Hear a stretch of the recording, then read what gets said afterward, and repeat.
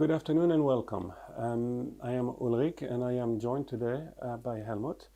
We are here today to do a series of video on Baijiu.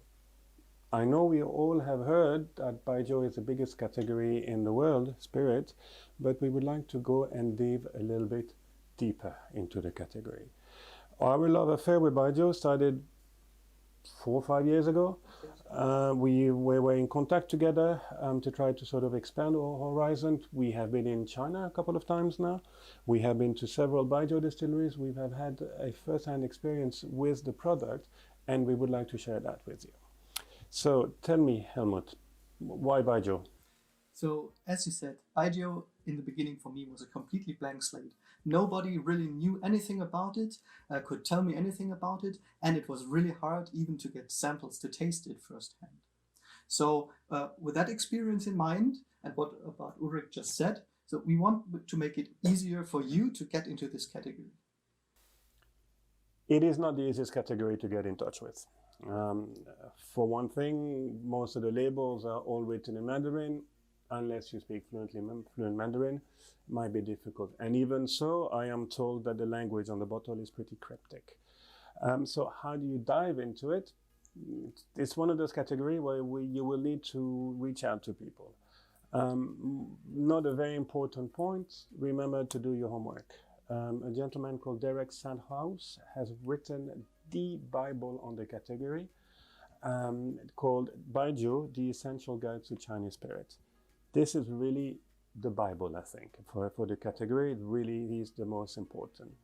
And third and foremost, you need to dive into it. You need to put your nose right deep into it, your palate, but be quite careful because Baijiu is a bit of a learning curve and you need to approach tasting Baijiu with a slightly different mindset, correct?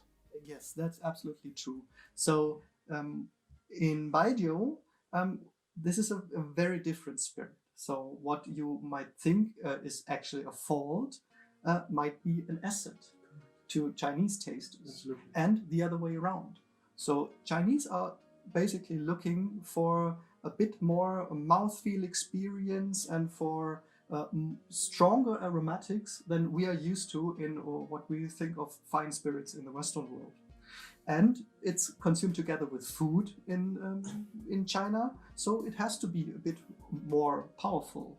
And you have to get too used to it when you try Chinese spirits on their own.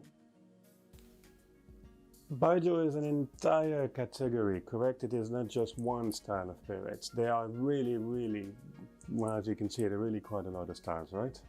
Absolutely. So we have several styles that are really not cannot be interchanged with each other. It's a bit similar to brandies, for example. There we have Spanish brandies, we have cognac, for example, and we have Chilean or Peruvian pisco. They are very different spirits. You would not expect that one tastes like the other. And it's the same for the different styles of Baijiu. That's true. And similarly to brandy, they are quite regional. The main categories that we will be looking at are going to be essentially the main three. I think there are some others, right? Yes, there's some small categories which are not that exported and things like that, very regional styles. The three main categories we will be focusing on really are the bulk of the Baijiu production is light aroma. The light aromas, very fresh, very fragrant, very dynamic spirit, for the lack of a better word. We have our strong aromas. Like the name implies, they are packed full of esters.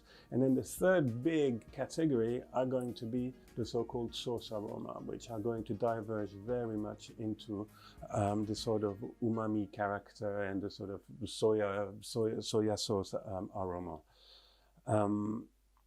In these various videos, we will take you through these three major categories and sometimes some of the subcategories, and try to guide you a little bit on how, to appreciate and what to look for, and eventually maybe how to incorporate it in your cocktail program. So do stick around. Don't be afraid to reach out for us, and certainly tune back for a future video. Thank you very much, and goodbye. Goodbye.